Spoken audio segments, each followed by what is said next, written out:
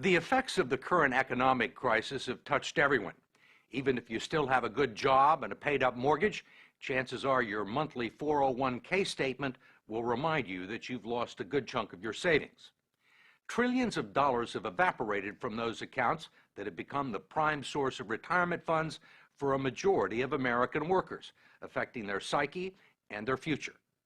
If you're still young enough, there's time to rebuild and recover. But if you're in your 50s or 60s or beyond, the consequences can be dire. And it's drawing attention to the shortcomings of a retirement system that's jeopardized the financial security of tens of millions of people. Good morning. It was called a career fair, but there was no merriment here, only a whiff of desperation. Do you have any openings in the IT industry? Many of these people had been out of work for months and burned through their liquid asset. Alan Weir, who turned 60 this month, showed us his latest 401k statement, which he hadn't had the courage to open up. I'm afraid. You're going to open it now? You want me to? Let's do it.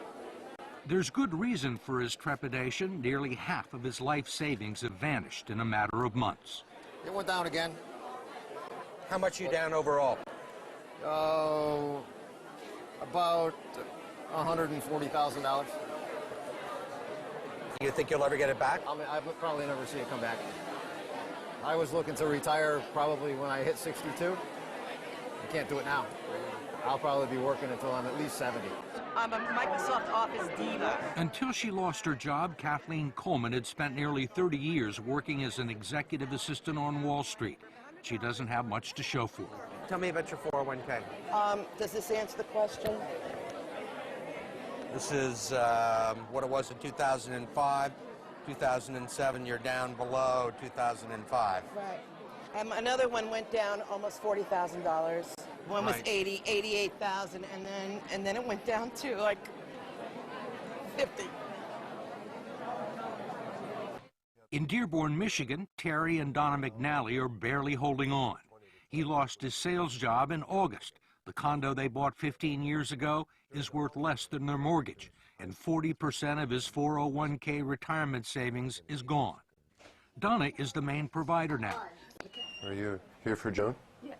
Terry considers himself fortunate to have found part-time work greeting the bereaved at a funeral home and making lattes at Starbucks, There you go. where colleagues young enough to be his grandchildren have taken him under their wing. What's the hardest part? I'm no longer sitting in a computer or driving in a car to a call. Do you think you'll ever be able to retire? I don't see that day. Can no longer see that day. What kind of a retirement plan allows millions of people to lose 30 to 50% of their life savings just as they near retirement? David Ray, president of the profit-sharing 401k Council of America and a lobbyist for the 401k industry, says it's one that empowers people to make their own investment decisions. 401k is the absolute best way people can save for retirement. They absolutely are the best retirement vehicle we have. How can you say it's the best available if it has let down tens of millions of people at the time they need the money the most? That's not a 401k problem. That is our entire investment system. This is about the markets went down for everybody. Nobody was saved in the current thunderstorm. Ray says that many people still have more money in their 401ks than they've actually contributed.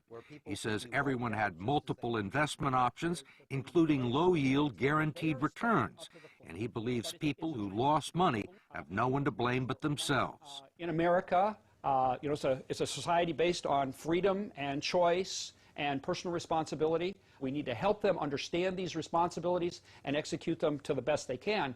401k is part of that. There are no guarantees. What about the people who are 63 or 64? A lot of those people were thinking about retiring. Well, and now they aren't. Well, I mean, a lot of them were retired and have to go back into the workforce. Well, but that was not a 401k problem. That's an investment system problem. The markets go up and down, and if those people chose to take equity risk, there was a logical outcome. But in fact, the 401k plans that have become the primary source of retirement income for 60 million Americans were never designed to be retirement plans in the first place. They were created in the late 1970s as a savings plan and tax shelter for ordinary Americans. The idea was that workers would make voluntary contributions and employers would match a portion of them. The taxes would be deferred until the employee reached the age of 59 and a half. It was supposed to supplement the two traditional income streams for retirees, Social Security and pensions, one leg of a three-legged stool that would support American workers into their golden years. But it didn't turn out that way. The three-legged stool, if you will, has gone to two legs, and it's wobbly, and it's wobbling, and I'm not sure that it's going to support anything. And that's the scary part, and people are afraid. Brooks Hamilton has helped design retirement plans for some of the country's largest corporations. He says 401ks turned out to be so much cheaper than funding pensions that many companies decided to freeze their pension plans and replace them with 401ks. The decision created millions of new employee investors for Wall Street and the financial community, and they pounced on the opportunity. If you go back and track the mutual fund growth in assets, and you track the growth in 401k plans, it looks like a railroad track leading to the sky. They are parallel tracks. So the big beneficiaries were the mutual funds. That's right. That's correct. The fact is that the typical 401k investor is a financial novice. They don't know a stock from a line. And we give them a list of 20 or 30 mutual funds with really, really powerful names. You know, they sound like, gee, that's where I want to have my money. What are generally the quality of the mutual funds and 401k plans? Mediocre. I'm going to be real honest with you. With half the funds on the list, really dogs, what people would characterize as dogs, shouldn't be on the list to start with. There clearly has been a raid on these funds by the people of Wall Street, and it's cost the savers and the future retirees a lot of money that would otherwise be in their account, independent of the financial collapse. Representative George Miller of California is chairman of the House Committee on Education and Labor and a staunch critic of the 401k industry, especially its practice of deducting more than a dozen undisclosed fees from its clients' 401k accounts. Now you got a bunch of economic wizards jumping in and taking money out of your retirement plan, and they don't want to tell you how much. You can't decipher it in simple English, and they're not interested in disclosing it or having any transparency about it. And most of the people that look at their 401ks have no idea that these fees are being taken out. No. Where would you find it? Where would you find these fees in this prospectus? You can look on any page you want, and when you're all done reading it, and you will find some of the fees and the commissions here, but you won't find them all, and I bet you won't find half of them. There are legal fees, trustee fees, transactional fees, stewardship fees, bookkeeping fees, finder's fees, and the list goes on and on. Miller's committee has heard testimony that they can eat up half the income in some 401k plans over a 30-year span, but he has not been able to stop it.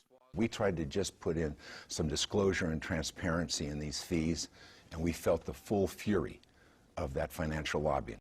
David Ray, a lobbyist for the 401k industry, says he favors disclosing the fees, but his partners in the financial industry don't.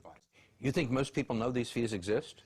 I think they know that there are fees. They don't know exactly how large they are. Why do you think the financial services industry is opposed to fee transparency?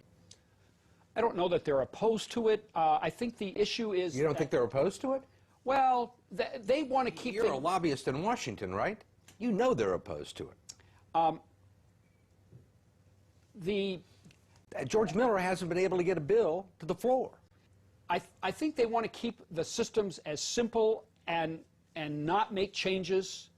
They like the way things are, and whenever you push people out of their comfort zones, you know, it's an issue. I mean, they're comfortable with the situation because they're making a ton of money, or they have made a ton of money. Well, and their systems are set up. We wanted to ask David Ray, who's been so bullish on 401k plans, one last question about what the future holds for people like Terry and Donna McNally and Kathleen Coleman. Need a babysitter? Most of the people that we've talked to are 50 and 60 years old, Right. and have sustained these losses, say there is no way they're ever going to make them back. Right. Do you agree with that? I think we have to be truth tellers.